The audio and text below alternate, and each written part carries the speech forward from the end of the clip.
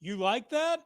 Well, the Washington Commanders didn't really like that as Kirk Cousins returns and emerges victorious here at FedEx Field. We'll tell you why and how coming up next on the Locked On Commanders podcast.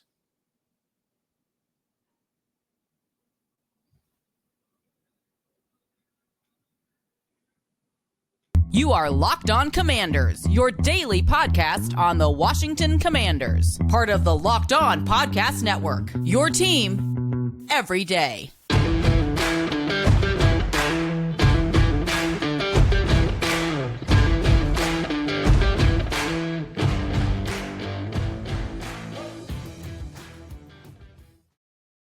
All right, Commanders fans, welcome aboard one and all from here at FedEx Field on a Sunday night.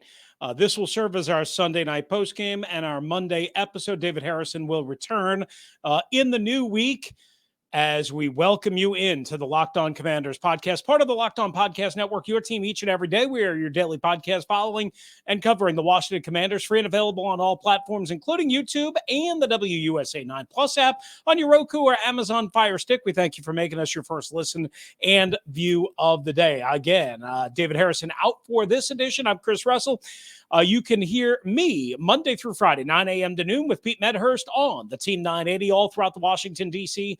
and DMV area, and as well worldwide on the Audacy app from, again, 9 to noon Eastern time or anytime live, free, on-demand podcasts and more. You can find David at SI.com's Fan Nation and Commander Country. All right, away we go. This episode is also brought to you by Prize Picks. Forgot to mention our friends at Prize Picks. They are awesome.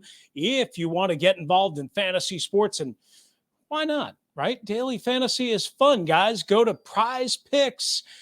They are daily fantasy made easy. Pick between 2 and 5 players, and if they score more than their Prize Picks projection, you can win up to 10 times your money on your entry. First-time users can receive a 100% instant deposit match up to $100 with the promo code Locked On. That's prizepicks.com. Just use the promo code Locked On. All right, away we go. Take care of business. The big storyline in this one, a 20-17 win for the Minnesota Vikings as they improve to 7-1 here at FedEx Field in Landover, Maryland, is that the Commanders blew a 10-point, 17-7 fourth quarter lead with about 14 minutes remaining, and they lose to Minnesota in controversial fashion. Several controversial moments, actually, and we'll break them all down coming up.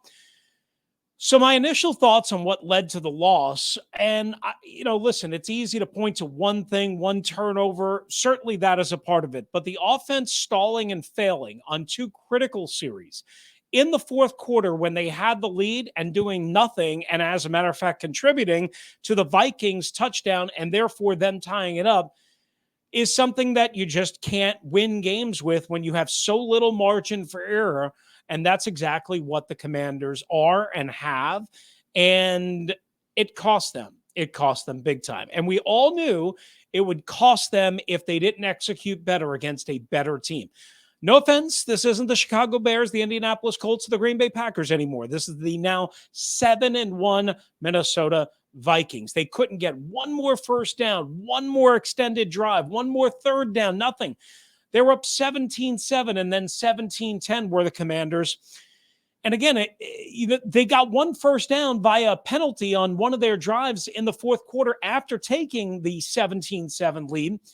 They would have come up short on that drive, too. 3rd and 9, they had a 7-yard completion, but there was I think it was an illegal hands to the face or something, illegal contact that gave them a first down, but then they were intercepted 2 plays later on a 2nd and 11 overthrow by Taylor Heineke to Harrison Smith right behind us.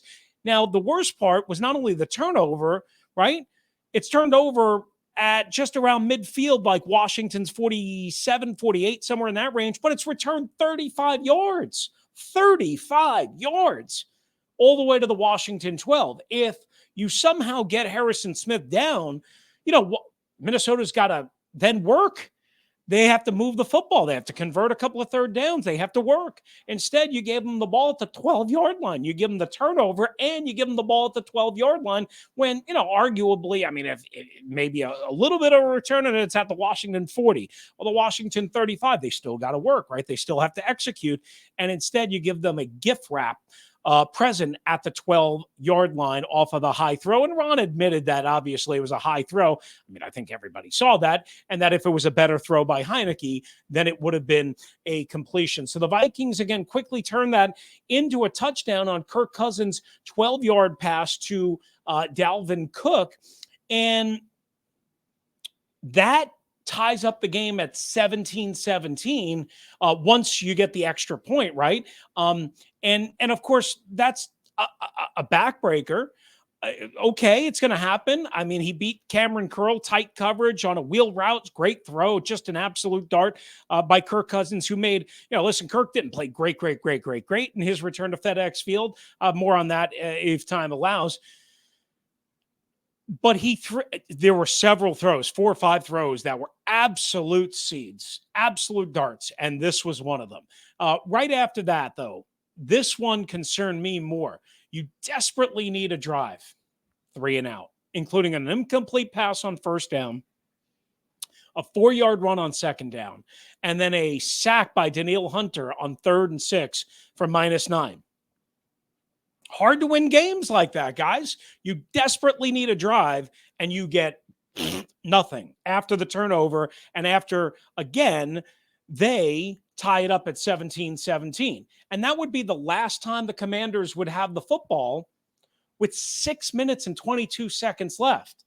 6 minutes and 22 seconds left. They never got another possession. We'll explain why in just a second. The field goal drive that made it 17-10, the Commanders thought they actually had a pick six by Benjamin St-Juste, but it was nullified by a DPI, defensive pass interference, on Benjamin St-Juste as he was hand-fighting, battling, checking with Justin Jefferson along the Vikings sideline. Listen, it was a tough call. Could have gone either way. Probably the right call. There was no explanation given in the pool report done by the media with Walt Anderson, the NFL senior vice president of officiating. So we just don't have any rationale for that. Now, Ron Rivera said it was 2 players battling for the same ball, and he's right. It looked to me like St-Juste was a little bit more grabby. With the score tied 17-17, though, we take you to the final drive of the game, and it was an extended drive, right? They convert 2 critical third downs, and then they appear to take the lead and kick the go-ahead field goal with 1:55 left, but then it's taken off the board on an unnecessary roughness call on rookie John Ridgway for what they were calling, quote-unquote, forcible contact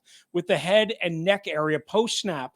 That, according to Anderson, the senior vice president of officiating, through the pool report, again, after the snap. That gave the Vikings a first down and allowed them to burn the rest of the clock from about 1:55 down to 12 seconds by just running a few plays. Kevin O'Connell told this in the media that he instructed his team not to score. Ron Rivera knew that. They were trying to get them to score. Neither side would budge. And instead, the Vikings just ran a couple of plays and, again, ran out the clock because Rivera only had 1 timeout. We'll have more on that in just a little bit. But then they kicked the go-ahead field goal with 12 seconds left. And then Washington had a chance after the kickoff, 12 seconds on the clock, and they ran a play, and they couldn't even get out of bounds.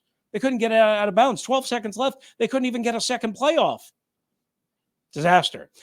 Rivera said that the technique that John Ridgway used and others are taught to cross the face of the snapper to avoid the unnecessary roughness, the unnecessary contact.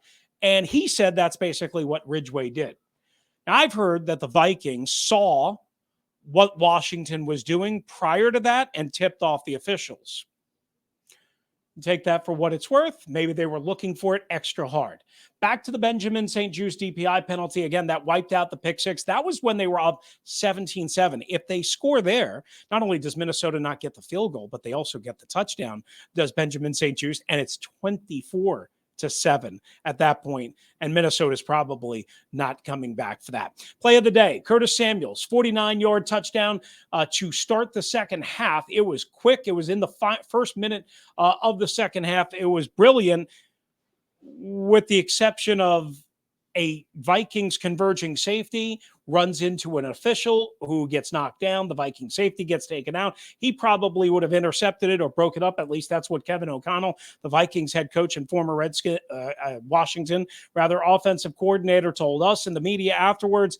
Either way, it was in double coverage at the very minimum, with a defensive back behind Curtis Samuel and a defensive back kind of trail and sort of in front. And it was a risky, dangerous throw by Kirk Cousins, by Taylor Heineke, but yet Washington got away with it. It could have been an interception, and it wasn't. So a 49-yard touchdown right after the start of the third quarter is our play of the day for the Washington Commanders in a 20-17 loss by the Commanders to the Minnesota Vikings, as they have now won 6 in a row. The Commanders' 3-game winning streak is over. Inside the offensive and defensive performances and how they helped and hurt the Commanders. But now we're going to give you a prize for your suffering with Prize Picks and PrizePicks.com. That's right, our friends at Prize Picks, they are awesome. As we told you about, you want to be a part of the daily fantasy action. It's easy to compete and quick to play. Here's what you do. You pick between 2 and 5 players, and if they score more or less than their Prize Picks projection, you're going to win. And you can win up to 10 times your money on any entry. There's no competing against other people. It's just you versus the projections available.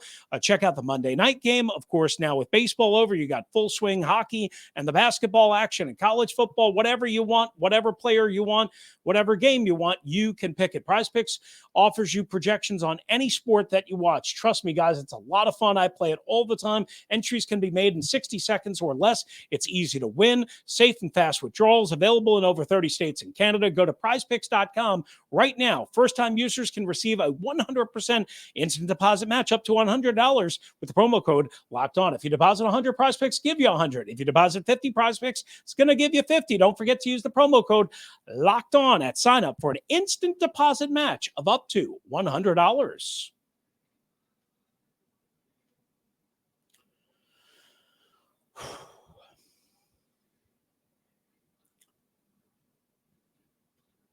All right, back here at FedEx Field, coming up right here on the Locked On Commanders podcast. The Commanders snatched defeat from the jaws of victory because of a mostly blah offense and more. Details on that in a moment, but we appreciate you guys for being with us and making the Locked On Commanders podcast your first listen and first watch of the day. For your second listen and watch, check out Locked On Sports Today. Peter Bukowski and friends come from the games that matter the most to the biggest stories in sports. Go beyond the scoreboard and behind the scenes with local experts and insights only Locked On can provide. Locked On Sports Today. It's available on YouTube, this app, and wherever you get your podcasts. All right, coming up, our defensive observations and special teams breakdown. But first, again, the offense for the Commanders, listen, bottom line is it stunk in the first half. And it was even more inefficient from a points and drive standpoint than it has been under Taylor Heineke, right? Heineke hasn't been good in the first half in either the Colts win or the Packers win, but at least he had a touchdown drive. Not so fast in this first half against a better opponent in the Minnesota Vikings. Washington only scored 3 points in the first half on a Joey Sly 44-yard field goal, and that was in the final minute of play in the first half, capping an 11-play, 37-yard drive, 37 seconds left to go before halftime. They only had 116 total net yards in the entire first half, with Heineke at 6 of 14 for 48 yards, was sacked twice, a couple of tipped, deflected, batted down balls, at least 3, maybe 4, because he was in the pocket. They were doing a good job not flushing him out. Washington didn't start rolling him out until the second half, and even then it was select, which it should be. It should be. One of the big problems was an inability to kind of sustain any success. Let me give you an example. They had a couple of drives that started with a 16-yard run in the first quarter by Curtis Samuel. I think that was their second drive of the game, a 17-yard catch and run on a first down, first play of the series to Terry McLaurin. I think that was on the third series. And then back-to-back 5-yard runs on a series after that. I think that was the fourth series, I want to say, in the first half, right? Now stretching into the second quarter, all on first play, first down, that type of thing. But then they were unable to sustain success, whether it be a sack or a run loss or a pass loss or something going wrong. They didn't turn the ball over, but they just couldn't get out of their own way after kind of like initially having that surge of success. Now, we already touched on their final two drives, right? Nothing good happening there. But in between, the offense at least did hum between the end of the first half and really that final drive of the first half and the couple of drives in the third quarter that, of course, led to the Curtis Samuel touchdown and then the Dax Milne touchdown from 6 yards out into the early fourth quarter. Now, they did get a face mask penalty that extended that drive on Zadarius Smith, or it would have been a long field goal attempt. So we have to keep that in mind when we look at, penalties affecting plays and series and drives and games and all that. It was a good penalty, but we have to keep that in mind. Now, the defense got off to a terrible start. They made an initial stop on Dalvin Cook on a loss for the first play from scrimmage. I think that was Cam Curl, if memory serves me correct. They got off to really good starts on defensive drives after that, but before that first drive really went anywhere, then they started to struggle. Minnesota picked it up right away. New addition, TJ Hawkinson over the middle, plus 19 on 3rd and 7, 3rd and 8, somewhere in that range, right around midfield. Justin Jefferson had 4 catches for 48 yards on the drive, including a 9-yard touchdown. Tight coverage, Benjamin St-Juste back a line of the end zone. That was his first touchdown catch since week 1 when he had 2. He had a touchdown running, I think, before that, week 4, week 5, somewhere in that range. But his first touchdown catch since week 1. The Vikings then went the next 7 drives like this. Check this out. 4 punts in a row, an interception by Danny Johnson off of a tip play from St-Juste on Justin Jefferson and in the back corner of the end zone near the end of the first half, and then popped up to Danny Johnson to end the first half, again, in the end zone, and then 2 more punts. So 6 out of 7 drives ended in punts. Washington only gave up 110 net yards on those 7 drives, 32 plays. An average of 3.43 per play. That's excellent, obviously. BSJ had his battles with Justin Jefferson. We told you about the touchdown. We told you about the defensive pass interference. We told you about the play at the end of the first half. And obviously, he's a great receiver, but BSJ, by and large, did a pretty damn good job. I think Kendall Fuller got beat on one early. I'd have to go back and check the tape. We mentioned Cam Curl in coverage, but he also saved the touchdown on a tackle of Adam Thielen, which forced that field goal to make it 17-10. Spotty was the special teams. Spotty. The Ridgeway penalty, obviously a killer. Also, Percy Butler wasn't able to get to a ball at the 1 that wound up as a touchback. They had a holding call on Rashad Wildgoose, who commits a penalty every other play. It's 5 or 6 so far since week 3. That wiped out an 11-yard return by Dax Milne that would have put the ball at the Minnesota 44 and instead cost the Commanders a total net of 21 yards by the time they marked the penalty. They did nothing with that field position, which, of course, was worse than it should have been. The good was they had Christian Holmes downing a punt at the 6, good, along with Antonio Gibson's 45-yard kickoff return to start the second half, which fueled the Samuel touchdown, and Joey Sly and Tressway were very good, if not solid, whatever you want to call it. All right, coming up, the Commanders had some strange clock management, baby. Yeah, again, we'll try our best to explain it, make heads or tails. And speaking of heads or tails, a coin flip, right? Well, that's what a bet might be, but if you're on betonline.net, you can be smarter than that, and you can be a smarter bettor. Why? Because BetOnline has great information, analysis, stats, and everything you need to be a better bet. A better bettor is what he wanted to say. They are your number one source for betting football. Of course, the start of the basketball season is here. Hockey in full swing. College football still a major player. The cost of the Commanders over-under is $5.5 billion. Last time I checked it at BetOnline, that was on Friday, but reportedly now said to be around $7 billion. That according to Jay Glazer. So hop on the over now, right? If Jay Glazer is right. Find out all the latest player developments, team matchups, all of that. As always, BetOnline remains your continued source for all your live in-game betting and up-to-the-minute scores for every sport out there. The Commanders, again, surely going to be about touchdown, at least dogs, in Philadelphia next Monday night. So head on over to BetOnline if you're feeling froggy about the Commanders hanging tight in Filthy, who is undefeated. The fastest and easiest way to check in on all the sports action is BetOnline. Head to the website today or use your mobile device to learn more at BetOnline, where the game starts.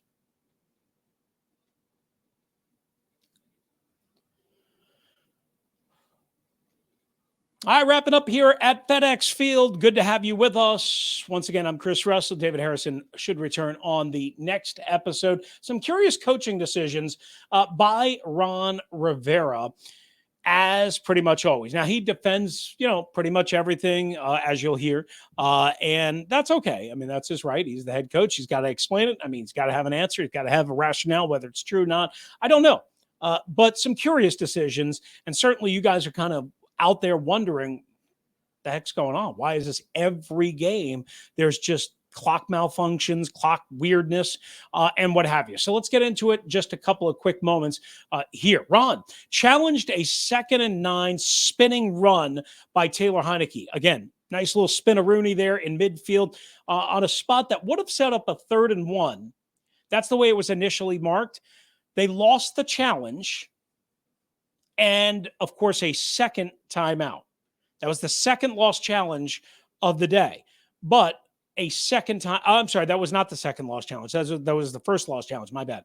That was the second timeout of the second half because they used one earlier in the third quarter on a 4th and 1, which is what we're going to get to now. They used it after deciding to go for it. Then they called the team back on the sideline, went for it again on 4th and 1, which I had no problem. And everybody else seemed to have a problem because they lined Taylor Heineke up under center and booted him out to the right. And then he threw a pass incomplete. I thought it went through kind of the hands, and it was contested, of Terry McLaurin. I thought he could have had it. I mean, obviously the defensive back was right there. I did not think it was a bad play, a bad design, a bad setup. I agreed with the decision to go for it on 4th and 1. Everyone in the press box was angry. Twitter was ablaze. Guys, what the hell do you want him to do? You don't like pistol. You don't like shotgun. You don't like running. You don't like passing. You don't like this. You don't like that. Shut up. I mean, what do you want him to do? What do you want him to do? I mean, it's laughable. Like, everyone was fired up about the pistol runs last week in Indianapolis. Like, there's not that many choices. And either you're under center or you're not. And either you pass or you run. Everybody wants a quarterback sneak. They don't want to run quarterback sneak all the time. A, it's predictable. And B, what happens if Heineke gets smashed like a bug? Sam Howell's the quarterback. They don't have anybody else. This is part of the same reason why they don't run him out of the pocket all the time. I don't understand why fans don't understand this. And media, quite honestly. Disappointing. What was disappointing was also using a timeout when you didn't really need to, probably. Now, it's a big spot. I understand that. But, then you don't challenge the other play, knowing that it could cost you a second timeout, and then you're left with one. It's silly. You have to be smarter with your timeouts. Now, Rivera did not use his final timeout, the one he had left, before the 2-minute warning, allowing about 25 seconds to expire, saying, look at how it worked out. They needed it following the Ridgeway penalty, right? Which is true. The problem is he couldn't have predicted that. So that can't be the reason, I got to save it in case something freaky happens. And while you let a gap of time expire, again, it's about 25 seconds after a running play. Now you say, well, okay, again, it's nice to have a timeout in your bag, whether on defense or offense after the 2-minute warning, and that is fair. But generally, now it's a 17-17 game at this point. Generally, you want to leave your team time to operate, right? So the one thing you can control is if you can save yourself 25-ish seconds on the north side of the 2-minute warning, you do that, right? Now, they were better at the end of the first half with clock and timeout usage on that field goal drive. So at least that was good. The 3 stars of the game, 3 game balls, if you will, they're not going all to the Washington Commanders. No. Give one to Curtis Samuel, not only the 49-yard touchdown catch and tumble into the end zone, but also a 16-yard run on the second series first down. Did a little bit more than that. Curtis Samuel did. Probably the best overall individual offensive player on the Commanders. Justin Jefferson, I'm going to give a game ball to.